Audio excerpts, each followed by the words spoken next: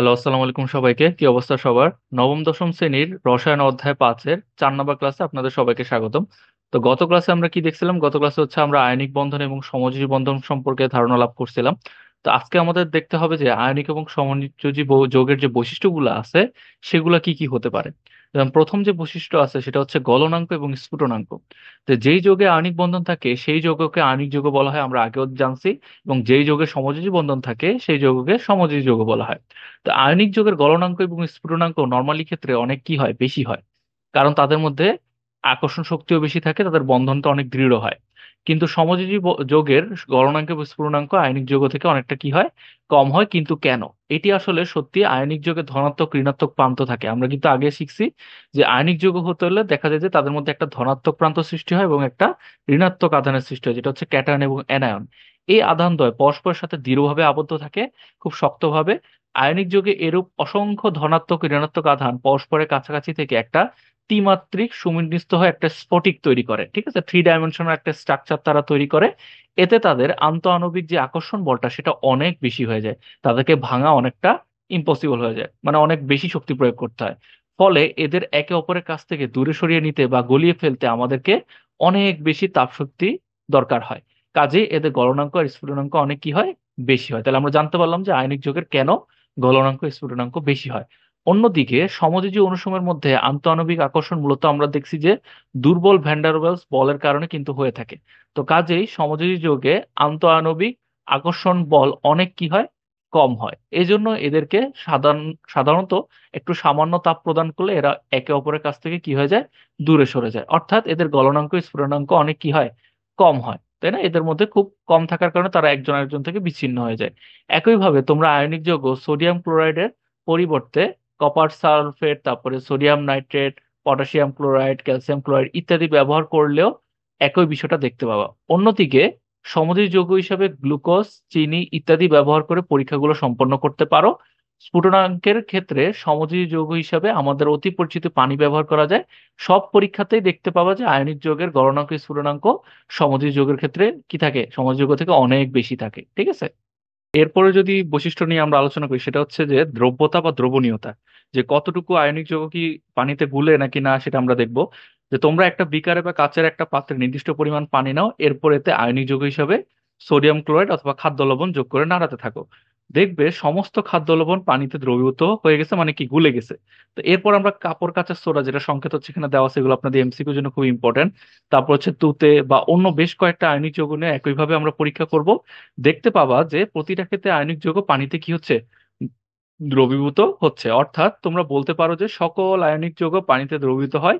কিন্তু কিছু কিছু আয়নিক যৌগ আছে, যেমন হচ্ছে সিলভার ক্লোরাইড, এটা কিন্তু আবার পানিতে কি হয় না, দ্রবীভূত হয় না। স্বাভাবিকভাবে ব্যতিক্রম কয়েকটা থাকতেই পারে, তার মধ্যে একটা আয়নিক যৌগ হচ্ছে সিলভার ক্লোরাইড, যার সংকেত হচ্ছে কি AgCl, সিলভার ক্লোরাইড। ঠিক আছে। তো অপরদিকে সমযোজী যৌগ যেটা হচ্ছে ন্যাপথলিন, সরিষার তেল, কেরোসিন, এগুলো নিয়ে একইভাবে পরীক্ষা সম্পন্ন করলে দেখতে পাবে যে এদের কেউই কিন্তু পানিতে দ্রবীভূত হয়নি, মানে কি পানিতে গুলে নাই। তেল কিন্তু নর্মালি পানিতে ভাসে উপরে, তাই না? এটা কিন্তু গুলে না পানিতে। তো সমযোজী যৌগ সাধারণত পানিতে কি হয় না, দ্রবীভূত হয় না। তবে কিছু কিছু সমযোজী যৌগ আছে, যেমন চিনি, গ্লুকোজ, অ্যালকোহল, এগুলো আবার কিন্তু পানিতে দ্রবীভূত হয়। তাদের মধ্যে কিছু ব্যতিক্রম আছে যারা আবার পানিতে কি গুলে যায়। তো সুতরাং সামগ্রিকভাবে আমরা যদি একদম হোল যদি দেখি আমরা জিনিসটা, যে আমরা দেখতেছি কিছু কিছু ব্যতিক্রম ছাড়া যে প্রায় সকল আয়নিক যৌগ কিন্তু পানিতে দ্রবীভূত হয়, এবং কিছু কিছু ব্যতিক্রম ছাড়া সকল সমযোজী যৌগ পানিতে দ্রবীভূত হয় না। এটা কিন্তু এক ধরনের বৈশিষ্ট্য আমরা দেখতে পেলাম, যে দুইজনকে আমরা পানিতে গুলাইছি, দেখতেছি কেউ পানিতে গুলতেছে, আবার কেউ কি পানিতে গুলতেছে না। তো কারা পানিতে গুলতেছে, অবশ্যই আয়নিক যৌগগুলো। আর কারা পানিতে গুলতেছে না, সেটা হচ্ছে অবশ্যই সমযোজী যৌগ। দুইজনের ক্ষেত্রে ব্যতিক্রম আছে, তবে আমরা ব্যতিক্রমটা ধরতেছি না আপাতত। তো অধিকাংশ সমযোজী যৌগ পানিতে দ্রবীভূত হয় না, তবে কিছু কিছু সমযোজী যৌগ আছে পানিতে দ্রবীভূত হয়। এর কারণটা আসলে কি? এর কারণ জানতে হলে প্রথমে আমাদের পানির বন্ধন গঠন সম্পর্কে একটু ধারণা লাভ করতে হবে।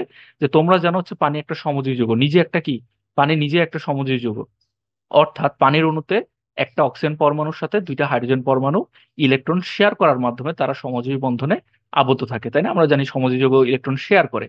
কিন্তু অক্সিজেন পরমাণু হাইড্রোজেন পরমাণু থেকে অধিক তড়িৎ ঋণাত্মক হওয়ায় পানির অণু সমযোজী বন্ধনে ব্যবহৃত যে দুইটা ইলেকট্রন তারা শেয়ার করছিল, তারা সামান্য অক্সিজেনের দিকে সরে আসে। মানে কি, আমরা কিন্তু অধ্যায় 4-এ তড়িৎ ঋণাত্মকতা পড়ছিলাম। তড়িৎ ঋণাত্মকতা কি, যে সমযোজী বন্ধনে হচ্ছে যারা ইলেকট্রন শেয়ার করে, শেয়ারকৃত ইলেকট্রনটা যে যত বেশি টানতে পারে সেটা হচ্ছে আপনার কি তড়িৎ ঋণাত্মকতা। তার মানে এখানে দেখা যাচ্ছে যে অক্সিজেন এই শেয়ারকৃত ইলেকট্রন দুইটা নিজের দিকে বেশি টানতে পারে, হাইড্রোজেন অত একটা নিজের দিকে টানতে পারে না, কারণ দুজনেই টানতে চায়। কারণ যেহেতু দুজনেই সমযোজী বন্ধনে আবদ্ধ আছে, তারা দুজনেই চায় যে শেয়ারকৃত ইলেকট্রনটা নিজের দিকে একটু থাকুক।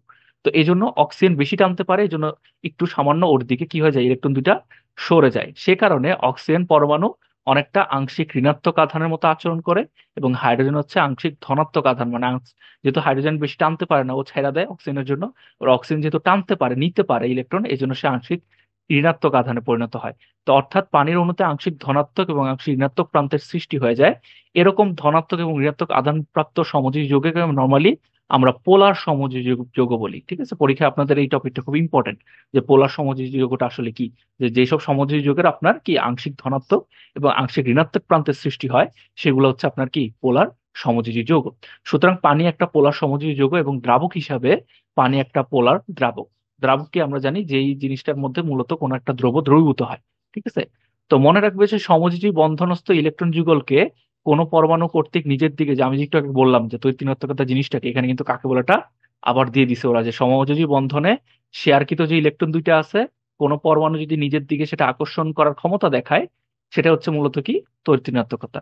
তো আমরা যে আংশিক ধনাত্মক আর আংশিক ঋণাত্মক প্রান্ত বলছি, তা আংশিক ধনাত্মক ধনাত্মক প্রান্তকে নর্মালি প্লাস ডেল্টা বলা হয়, আর আংশিক ঋণাত্মক প্রান্তকে মাইনাস ডেল্টা দিয়ে নর্মালি প্রকাশ করা হয়। ঠিক আছে, তো পোলার দ্রাবক পানিতে আয়নিক যৌগ যোগ করলে পানির অণুগুলোর ধনাত্মক প্রান্ত আয়নিক যৌগের ঋণাত্মক প্রান্তকে আকর্ষণ করে, স্বাভাবিক।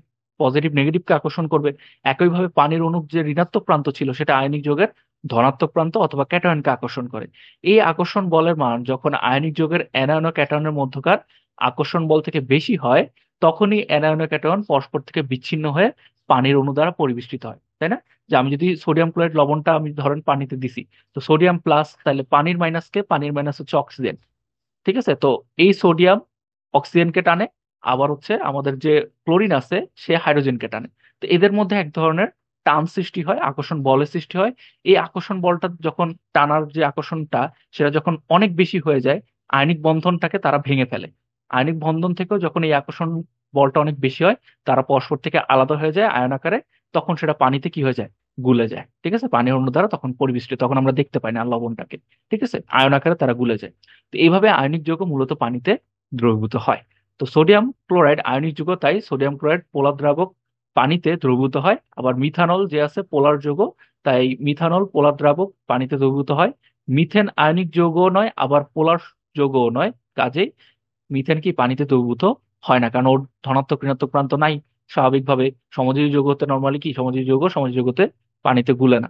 ওকে, তো একমাত্র তারাই বলতে পারবে যে যেসব সমযোজী যৌগের আংশিক ধনাত্মক এবং ঋণাত্মক প্রান্ত আছে। ঠিক আছে, তো অপরদিকে সমযোজী যৌগের সাধারণত আয়নিক যৌগের মতো ধনাত্মক ও ঋণাত্মক প্রান্ত ইউজুয়ালি থাকে না, কারো কারো থাকে আংশিক ধনাত্মক ঋণাত্মক প্রান্ত, কিন্তু আয়নিক যৌগের মতো ধনাত্মক আর ঋণাত্মক প্রান্ত তো সমযোজী যৌগের থাকে না।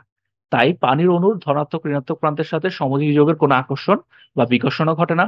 ফলস্বরূপ সমযোজী যৌগটা পানিতে কি আয়ন আকারে ভেঙে যায় না, সুতরাং সমযোজী যৌগটা আর পানিতে দ্রবীভূত হতে পারে না। তবে কিছু কিছু সমযোজী যৌগ আছে, আমি যেটা বলছিলাম, যাদের আংশিক ধনাত্মক এবং আংশিক ঋণাত্মক প্রান্ত দেখা যায়, তাদের পোলারিটি আছে, এবং তারা কিন্তু আবার পানিতে কি দ্রবীভূত হয়। যেমন একটা উদাহরণ হচ্ছে ইথানল। ইথানল হচ্ছে একটা পোলার যৌগ, যার আংশিক ধনাত্মক এবং ঋণাত্মক প্রান্ত আছে, এই জন্যই সে পানিতে দ্রবীভূত হইতে পারে।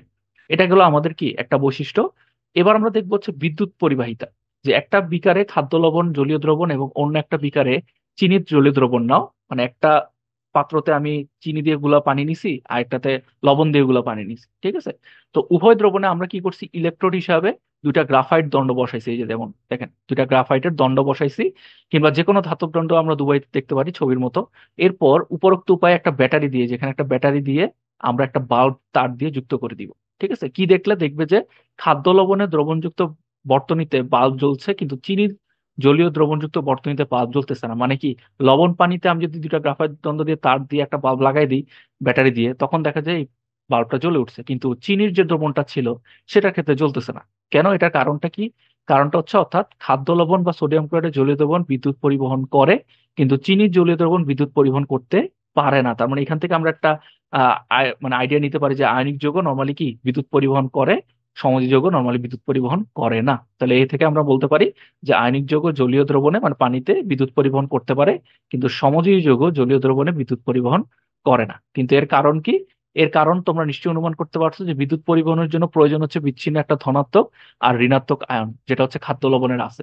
খাবার লবণ যখন পানিতে গুলে তখন কিন্তু সোডিয়াম প্লাস এবং সিএল মাইনাস আকারে কিন্তু কি ভেঙে যায়, এই জন্য তারা বিদ্যুৎ পরিবহন করে। যেহেতু জলীয় দ্রবণে আয়নিক যৌগ সমূহ বিচ্ছিন্ন ধনাত্মক ঋণাত্মক আয়ন হিসেবে অবস্থান করে, কাজেই সকল আয়নিক যৌগ জলীয় দ্রবণে বিদ্যুৎ পরিবহন করে, কারণ তারা পানিতে আয়ন আকারে গুলে যায়। ঠিক আছে, অপরদিকে সমযোজী যৌগ তো পানিতে গুলে না, তার উপরে ভাসে। তো এদের কোনো আয়ন আকারে কোনো প্রান্ত নেই, ধনাত্মক প্রান্ত নাই, ঋণাত্মক প্রান্ত নাই। তো এই জন্য বলতেছে জলীয় দ্রবণের সমযোজী যৌগ বিদ্যুৎ পরিবহন করে না, কারণ সমযোজী যৌগ কোনো বিচ্ছিন্ন আয়ন তৈরি করে না। আর দ্রবণে আয়ন না থাকলে তা কখনোই বিদ্যুৎ পরিবহন করতে পারবে না। সেম ক্ষেত্রে আমরা যদি আরেকটা উদাহরণ নিই, ক্যালসিয়াম ক্লোরাইডের ক্ষেত্রে ক্যালসিয়াম 2+ আর ক্লোরিন মাইনাস আয়ন থাকে যখন আমরা পানিতে গুলাবো।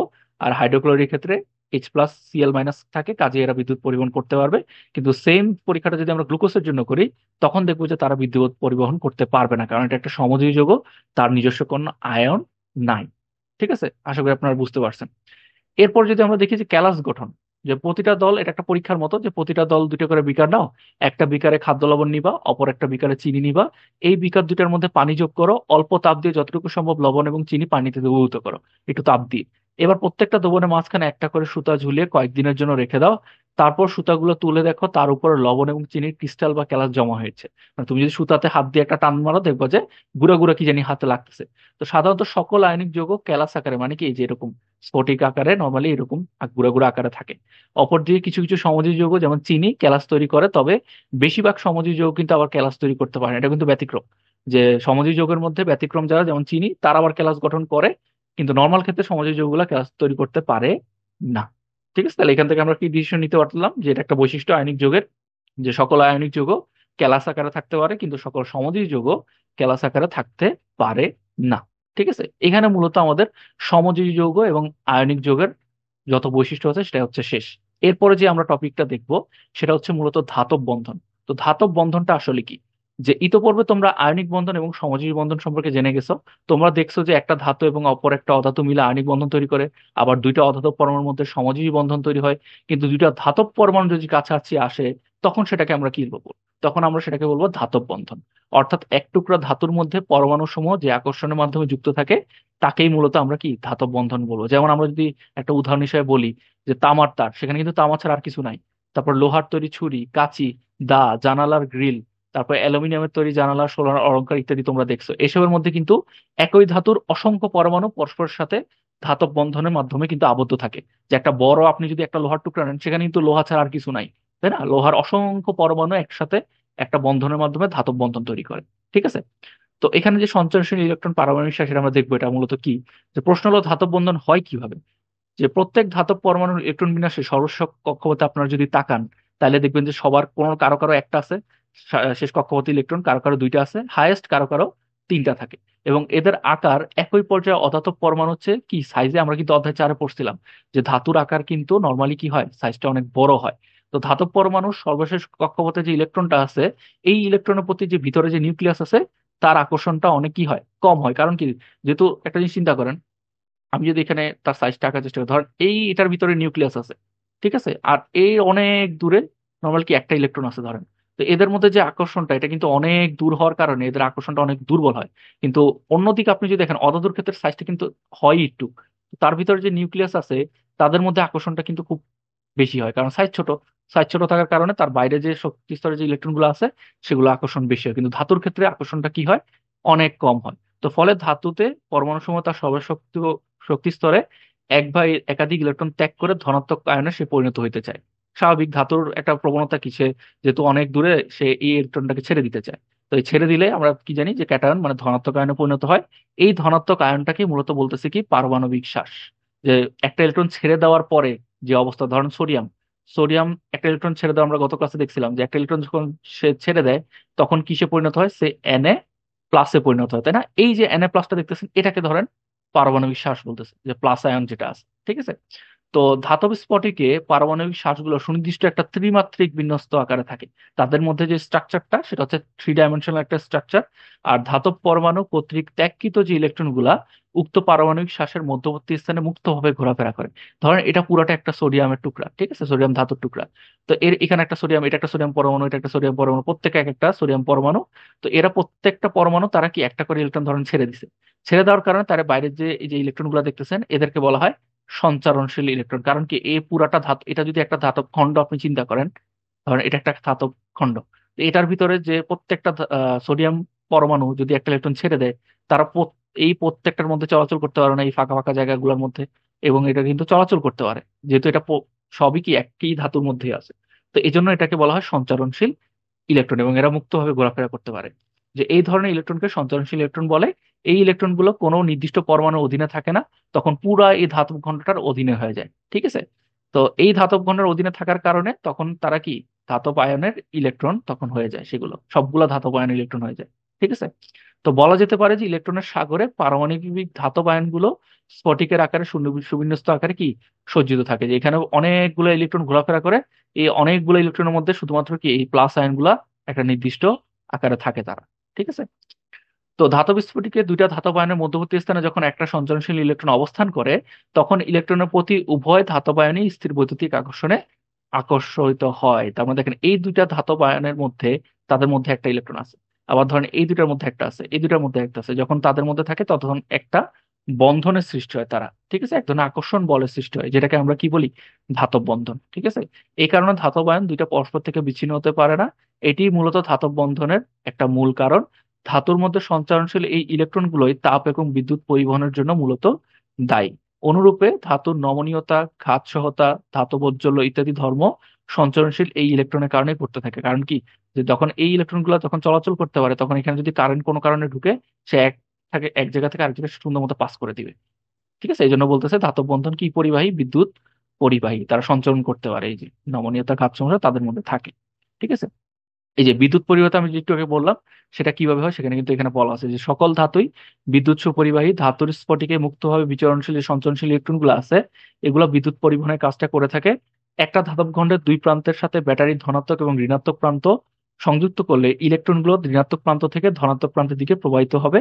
অর্থাৎ ধনাত্মক প্রান্ত থেকে ঋণাত্মক প্রান্তের সঞ্চরণশীল ইলেকট্রনের প্রবাহই মূলত কি করবে, বিদ্যুৎ প্রবাহ সৃষ্টি করবে। এই যে এই ধাতব খণ্ড এইখান থেকে মাইনাস থেকে একদম প্লাস পর্যন্ত সব দিকে আপনার কি বিদ্যুৎটা যদি দিক দিয়ে ঢুকে, তার মানে কি প্রত্যেকটা জায়গা দিয়ে এটা কি প্রবাহিত হতে পারবে।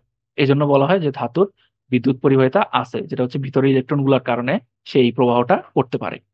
এরপর যদি আমরা দেখি যে ধাতুর তাপ পরিবাহিতা, যে আবার এক কোনো ধাতব পাতের এক প্রান্তকে আগুনের উত্তপ্ত রেখে উত্তপ্ত করলে দেখতে পাবা যে অপর প্রান্তটা বেশ তাড়াতাড়ি গরম হতে শুরু করছে, তাই না? যে আমি যদি একটা গরম তরকারির মধ্যে একটা চামচ দিয়ে রাখি, আস্তে আস্তে চামচটা কিন্তু উপরের দিকে গরম হতে থাকে।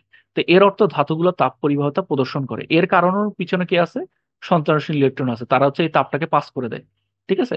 তো তাপ প্রদানের সাথে সাথে সঞ্চারনশীল ইলেকট্রনগুলো শক্তি গ্রহণ করে এবং তাদের গতিবেগ বেড়ে যায়, তারা ছোটাছুটি করতে থাকে, এবং ইলেকট্রনগুলো অধিক তাপমাত্রার প্রান্ত থেকে কম তাপমাত্রার প্রান্তের দিকে আস্তে আস্তে কি স্থানান্তরিত হতে থাকে।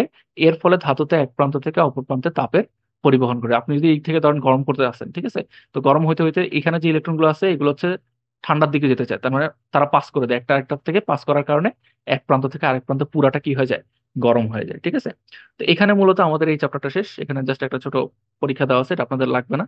তো এই চ্যাপ্টার যদি আপনাদের কোনো সমস্যা থেকে থাকে আমাকে কমেন্ট বক্সে কমেন্ট করতে পারেন, অথবা হচ্ছে আমাদের হোয়াটসঅ্যাপে কিন্তু ক্লাস 9 এবং 10-এর জন্য আলাদা দুটো গ্রুপ খুলে দেওয়া আছে, সেখানে জয়েন হয়ে কিন্তু আপনারা ডাইরেক্ট কোশ্চেন আমাকে আস্ক করতে পারেন। আশা করি সবাই ভালো থাকবেন। আসসালামু আলাইকুম। আল্লাহ হাফিজ।